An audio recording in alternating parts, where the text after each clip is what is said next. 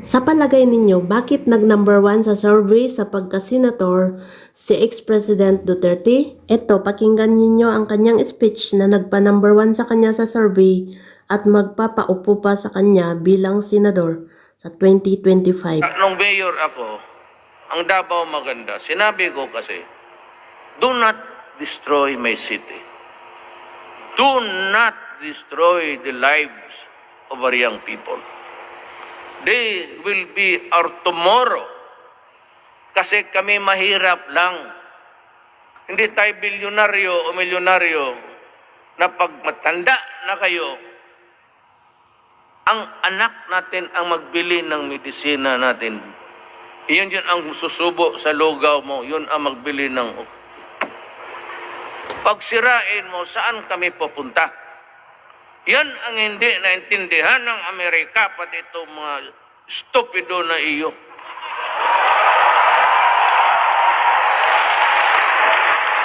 Who will take care of us when you are young, when you are old? When you cannot work together and you are sick and you are 85 years old. At saka yung mga anong makukuha na ninyo, makabili kayo ng bahay, you are forced to mortgage just to buy the medicine for your mother and father. Kaya iyan ang rage ko. Sa kahirap ng buhay na trabaho palagi, tapos ganunin ninyo ang Pilipino. Hindi nila naintindihan, we have 4 million drug addicts. At I really do not know how many of them are out of their minds already. Because long-term use of shabu shrinks the brain of a person. Maswerte ito mga Amerikanong buang kasi ang kanila heroin. It's a poppy. It grows organic. Cocaine. Itong ating, it's a deadly mixture of chemicals. Alam ba ninyo yung tubig na hinahalo, yung tubig ng baterya? Kaya talaga liliit yung utak. Pagka dito, out of the 4 million now, how many are still good for rehabilitation? Because your brain is shrunk, there's no more redemption. Kaya ako talaga, sabi ko, do not destroy them because I will kill you. When I became president, I said the same thing. Do not destroy my country and do not destroy the youth of the land. They are our tomorrow. Pag sinira mo sila, papatayin talaga kita. Talagang yayariin kita. Ngayon, mga investigador pumunta. Sabi nila, marami na akong pinatay. Ba't? Sino ang patay niya? Nakita mo ba ako gabi? Wala. Pero marami nang patay. Sinabi, kill you. Putang ina ka, hindi ka nakikinig. I will kill you. Sa awa ng Diyos, wala pa akong pinatay ni isa.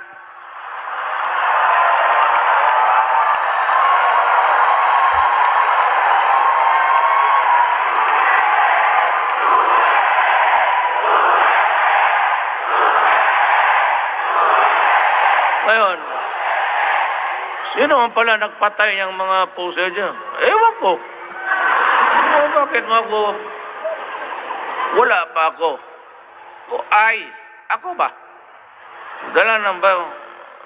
Hindi pa ako nakakalabas ng opisina ko, pati yung bahay ko dyan sa Pasig. And I do not call it a palace. And I do not call even sa yung office dito lang. Tanungin mo ako, we are workers of government. Kaya pinahir ko yung isa, yung cabinet member. You know what he did? Binawal ko yung mga low numbered plates. Puhala kayo mga congressman because we are separate. Ito yung natin, executive, ako yung head. Judiciary, Supreme Court, Congress, wala kaming pakialaman. Pero dito sa akin, hindi na sila makagamit ng 6 Cabinet members kasi 6 eh. Sabi ko, wala tayo dito ha. Alam mo kung maglakad ng Himago, nagsisirin. May nag-report sa akin nagagamit ng sirin. So mas marami pa ang security niya sa akin. Putang inan to.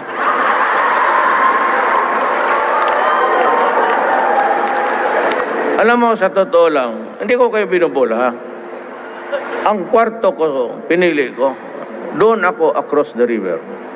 Doon sa mga barracks ng polis. Ang kwarto ko lang ha, yung hatiin mo itong stage. Yun lang ang kwarto ko. May maliit ako na banyo. Hindi na nga pwede magdala eh, kasi hindi na kayo magkasya. Pero, when you are, any of you here, if you are in Manila, you just call my aide, Bongo. Punta kayo, tingnan, kalahati lang. Yan lang ang kwarto. Wala ako, tsaka sa Malacanang ngayon, wala na yung steak. Doon, basta niyaya kita, isang ulam, isang sabaw, isang kanin. Hanggang lang tayo.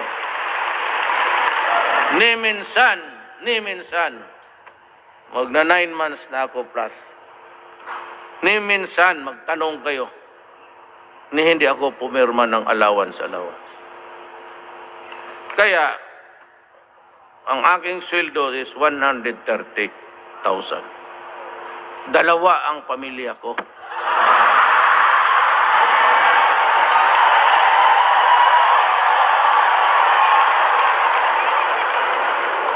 Kaya ako, shoestring. At ako umuwi, nagko-commercial flight ako. Oh. Kaya lang last to board, yung pag-board out, tapos dito ako magdaan sa likod. Kaya minsan hindi nila alam. Kasi kung malaman kaya ng isang panahon, nagtakbuhan ng sa likod lahat, ang eroplanong lipad gumanon, akala mo mag-take off na naman, oh. Nasa taas na tayo. Ang piloto, sige doon, please, ladies and gentlemen, mahulog talaga tayo kayo dito. Sabi ko, okay lang kasi yung maganda doon tumabi sa akin. Bang mahulog tayo nito, di heaven. At least nakahawak ako ng kamay na. Huwag mong bumitaw sa akin. Eh, siyempre, pati ba naman yan, pakialaman pa nila.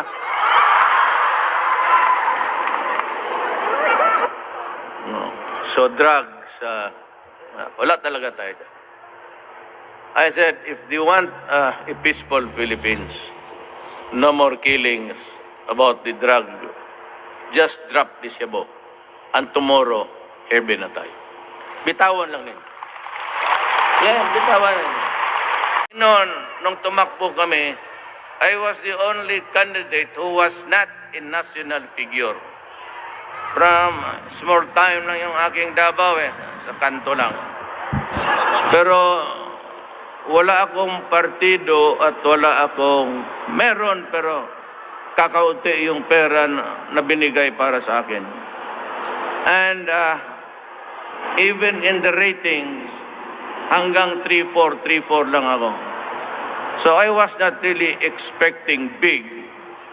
But somehow the possibility of winning was there, but it was not really as clear as to anybody else. With so little money, ang mga eroplano kung kaya kong rentahan, nagka-crash pa kami paminsan-minsan, kasi nga wala man akong pera. But it was only after yung nagtaas na ang rating ko, yung pera dumating. So I was able to carry on a credible campaign. Now, let me ask you, bakit ninyo ako binuto? Wala naman akong track record. Dahil wala akong masyadong promises.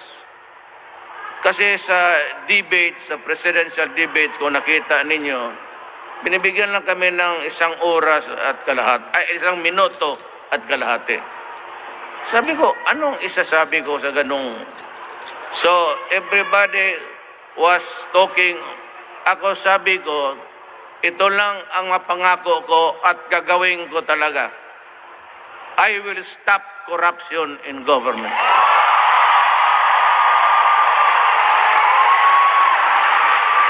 To date, may isa akong cabinet member that during the meeting, I caught him lying. Sa karamihan ng mga cabinet members kami, sinabi ko, putang ina ka, you're fired.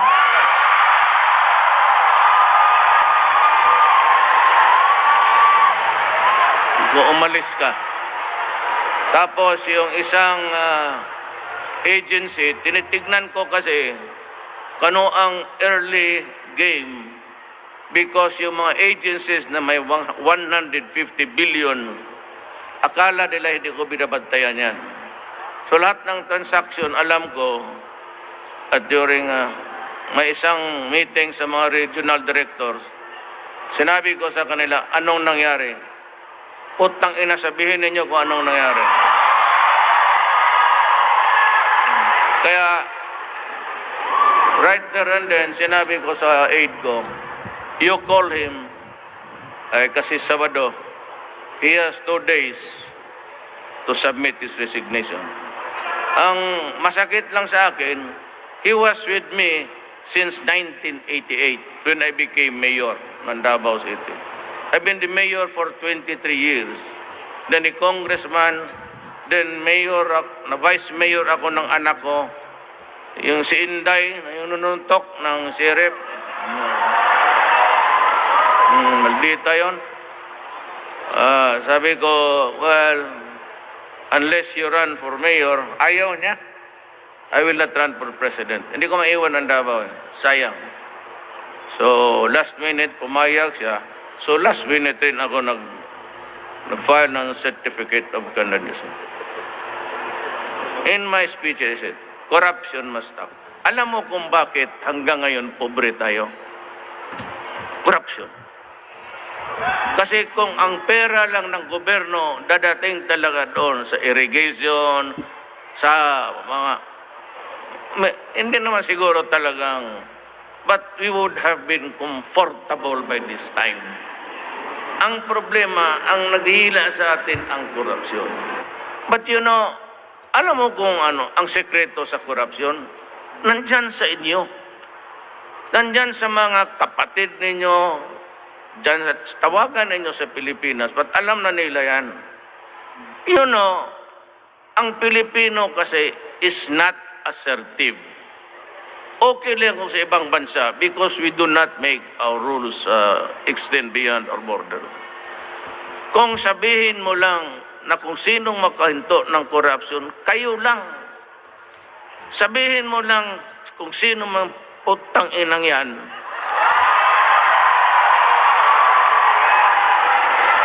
Do not worry, live ito. Streamline live ito. Pagka may hiningian kayo at hindi karapat-dapat, kima-custom BIR immigration, sabihin na lang ninyo, loko-loko ka, bakit ako magbayad? Wag mo akong lokohin as a Filipino. Kasabi ni Duterte, sasampalin kita.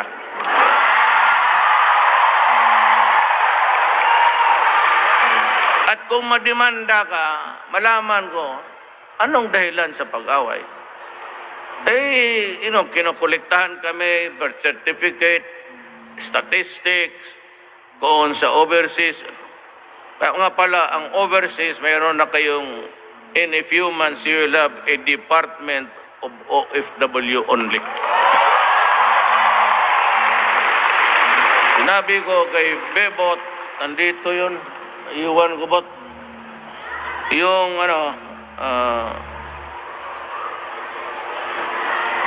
puro ni-reduce na namin ang inyong from 6 weeks to mga 3 weeks na lang, sabi ko. you can use the online. At kayo doon, kung gusto maghanap ng trabaho, you just direct kung ano ang nakilista namin dyan. At mamili kayo, then you apply online. Yan lang. Huwag na kayong dumaan dyan sa mga dicer, mga employment na hausyaw. Diretso na kayo. And even His Highness said that they will take care at their end na para hindi na kayo mahirapan. I think the spirit and the heart of Bahrain is with you. Sila na mismo, they have offered to help to make it easy for our countrymen to work. Ang gusto kong iwasan ninyo, yung mga employment na fly by night or ask for exorbitant fees na halos maging buktot kayo sa kababayan. Ano bang buktot sa Tagalog? Kuba. Pinsahan mo na ito, mga Tagalog, hindi marunong magsalita.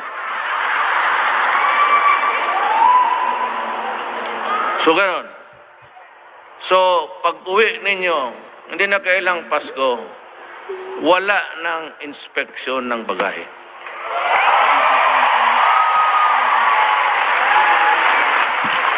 At saka yang sa immigration, they are not allowed to detain you or ask more than the usual question. Pinagbawal ko na yan. Pag check-in ninyo, kung may bala man o wala, baski magdala kayo ng kanyon doon, ituro ko sa kanila. Sila ang nagsingit yan sa bagahe ko. Sino pa bang pala makalagay? Bukuhin nila ako, katagal kong mayor. Sabi ko nga, ay, may mga putang ina kayo. Hindi ako yung mayor ng Forbes Park, Dasmariñas, ha? Mahirap lang ako na mayor from Mindanao. Talagang uupakan ko kayo lahat. You know why? I got 15 million plus votes. 6 million of that nanggaling sa inyo.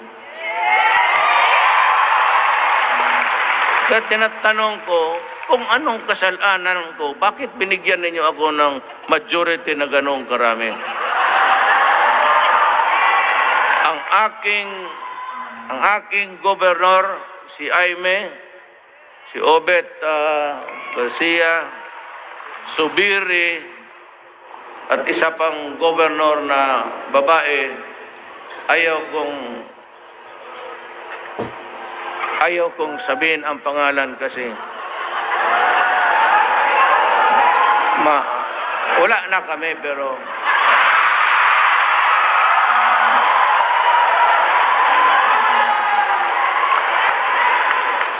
kayong sino ang taga Botuan dito, pati taga-Agusan. Alam ninyo, kayo na lang ang magsabi. Kasi, baski banggitin ko lang pangalan niya talagang.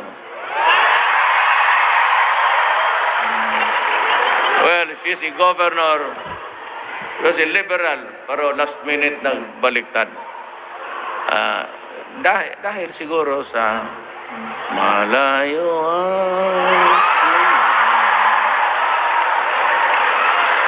So, yun lang. Wala akong congressman, wala akong municipal mayor, wala akong barangay. And yet, 6 million. Pero talagang ako dito sa labas ng OFW. Kasi, alam ko gusto ninyo mahinto na talaga yung korupsyon. Para angat ang bayan natin. And maybe the next generation can really come home. I promise to improve the economy. So mawala yung korupsyon, be assertive. When you go home, baski anong regulatory body, BIR, customs, o yung city hall, magkuha kayo ng permit. Sabihin mo lang. No, alam mo, sabihin mo, wag mo kaming, do not. Yeah. Yan ang sabi ni Mayor Duterte. At sa Pilipinas, even dito, you can dial 8888. At kung merong official na hindi mo nagustuhan, lagay mo lang pangalan niya. I-text mo, lalabas sa PTV4 every 1 hour. Lagay mo pangalan niya, tapos sabihin mo kung anong kasalanan niya. And I will call him to Malacanang. Kaya mahirapan sila sa akin. Kasi pag na-plaster yung pangalan mo sa TV, lilista yan sa akin, tapos ibibigay. Ito ang si China, ang aide ko na comes from the Navy. Navy yan siya.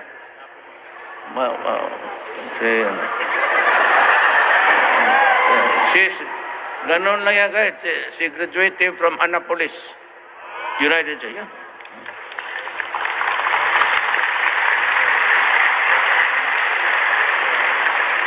Late na ba yun? Annapolis yan.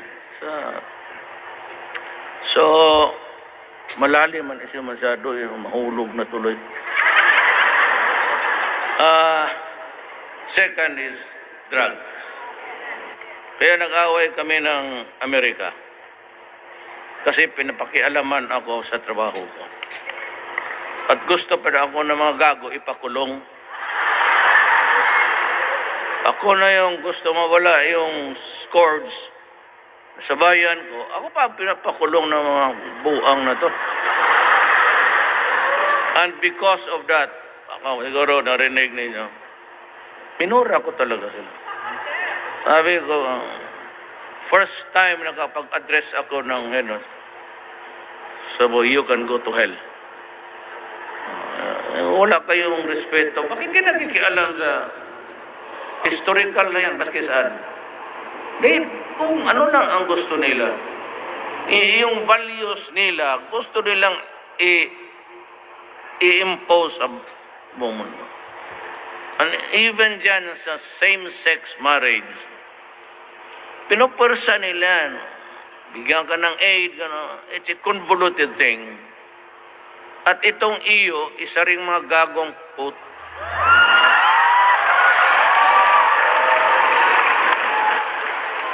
Gusto nila ang solusyon ko, maglagay ako ng clinics sa lahat ng bayan sa aking bansa.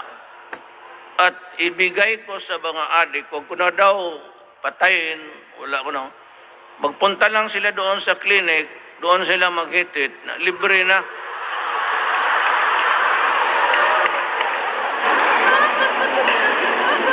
Yung mga ridiculous same-sex marriage.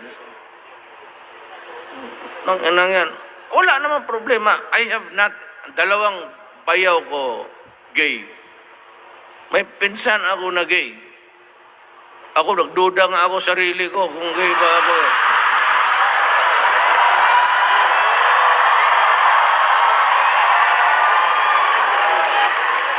Want to come up with something na allowing it. The law says, the civil code says, a marriage, yung family relations natin, sa libro, in the statute, a marriage is between a woman and a man. Bakit mo pipilitin? Ngayon, kung magdalawang gay, mag-live together lang sila. Bakit pakialaman pa yung batas? Yan ang mga ano nila na katarantaduhan nga. You know, the previous one was really a libertarian kuno, but deep down, he had a very severe inferiority complex. Hindi niya malaman kung saan niya ilagay yung ideas. Well, I'd like to address to all nations that I'm here to greet you, and I'm so very happy to see. Just the same, I've been proposing so many stupid things, and we'd like to interfere in all the affairs of government. You know, ganun.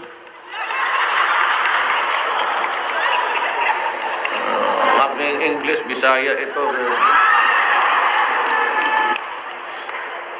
Drugs. My campaign against drug will not stop until the last drug lord is killed and the last pusher out of the streets. Alam mo kung bakit? Do you know the rage in my heart? Kayo. In-example ko kayo. First is, ilan sa ating mga kababayan lumabas ng bansa just to look for a gainful employment.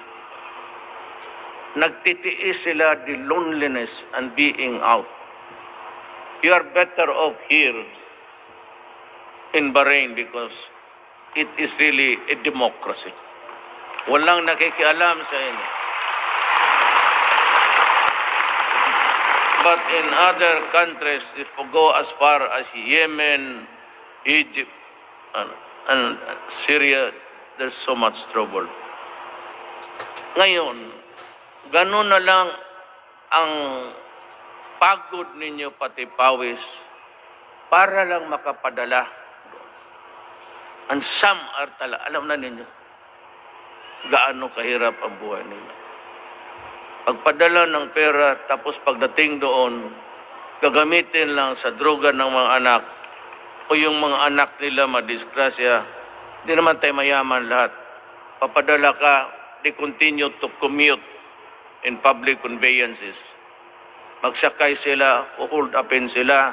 Pagbaba nila, maraming istambay sa kanto, hihingi ng pera, pilitin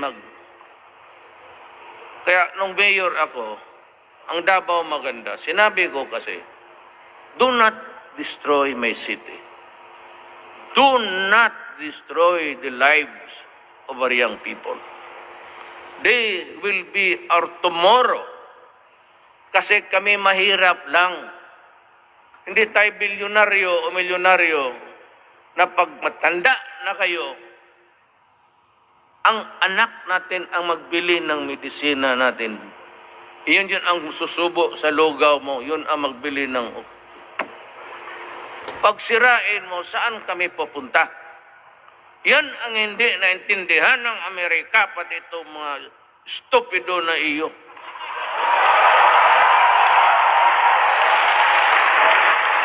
Who will take care of us when you are young, when you are old?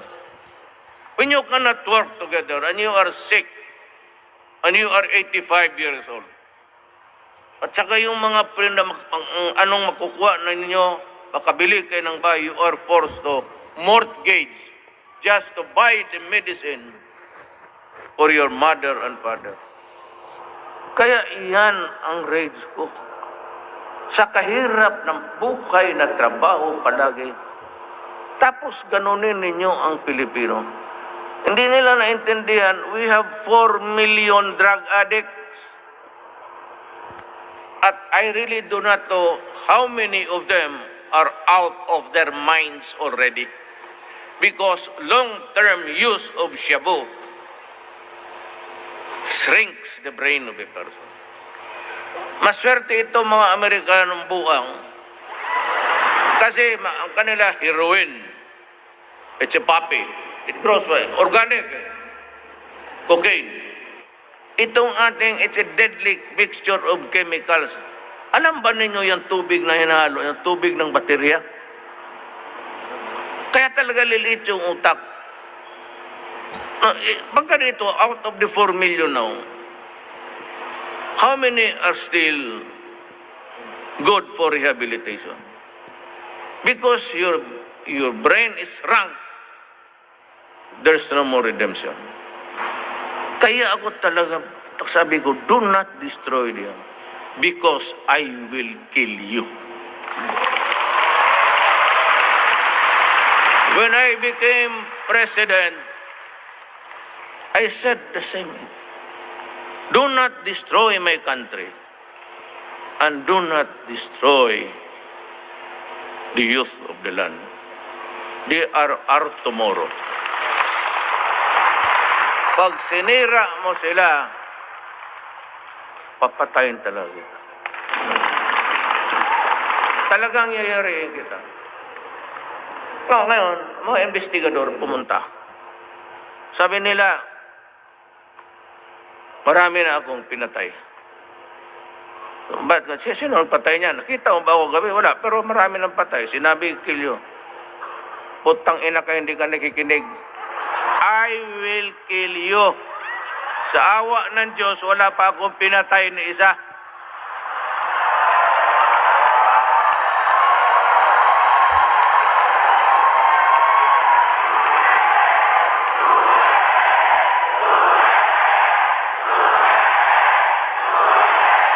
Ngayon, sino ang pala nagpatay ng mga puso dyan? Ewan ko. Bakit mo ako? Wala pa ako. Ako ba? Dala ng ba? Hindi pa ako nakakalabas ng opisina ko, pati yung bahay ko dyan sa Pasig. And I do not call it a palace. And I do not even sa yung office dito lang. Tanungin mo ako, we are workers of government. Kaya pinahir ko yung isa, yung cabinet member. You know what he did? Binawal ko yung mga low numbered plates. Puhala kayo mga congressman because we are separate. Ito yung natin, executive, ako yung head. Judiciary, Supreme Court, Congress, wala kaming pakialam. Pero dito sa akin, hindi na sila makagamit ng 6. Cabinet members kasi 6. Sabi ko, wala tayo dito ha. Alam mo kung maglakad ng himago, nagsisirin. May nag-report sa akin nagagamit ng sirin. Saka mas marami pa ang security niya sa akin. Putang inan to.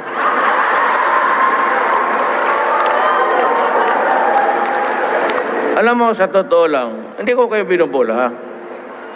Ang kwarto ko, pinili ko, doon ako across the river. Doon sa mga barracks ang polis. Ang kwarto ko lang ha, yung hatiin mo itong stage. Yun lang ang kwarto ko. May maliit ako na banyo. Hindi na nga pwede magdala kasi hindi na kayo magkasya. Pero, when you are, any of you here, if you are in Manila, you just call my aide, Bongo. Punta kayo, tingnan. Kalahati lang. Yan lang ang kwarto. Wala ko. Tsaka sa Malacanang ngayon, wala na yung steak. Doon, basta niyaya kita, isang ulam, isang sabaw, isang kanin. Manganya lang tayo. Ni minsan, magna 9 months na ako plus. Ni minsan, magtanong kayo, ni hindi ako pumirma ng allowance. Kaya, ang aking sweldo is 130,000. Dalawa ang pamilya ko.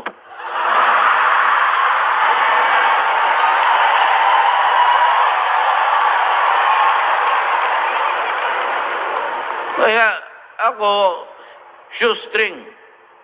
At ako umuwi, nagko-commercial flight ako.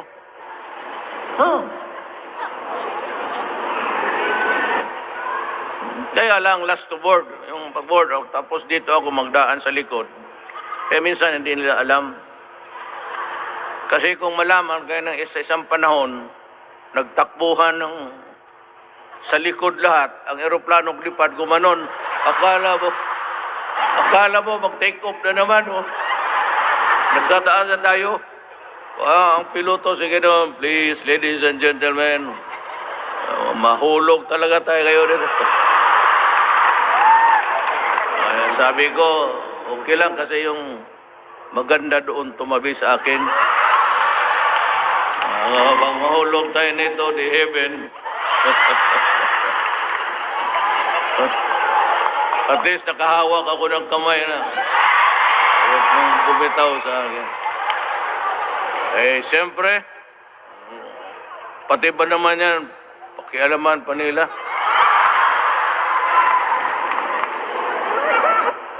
No. So drugs, wala talaga tayo. I said, if you want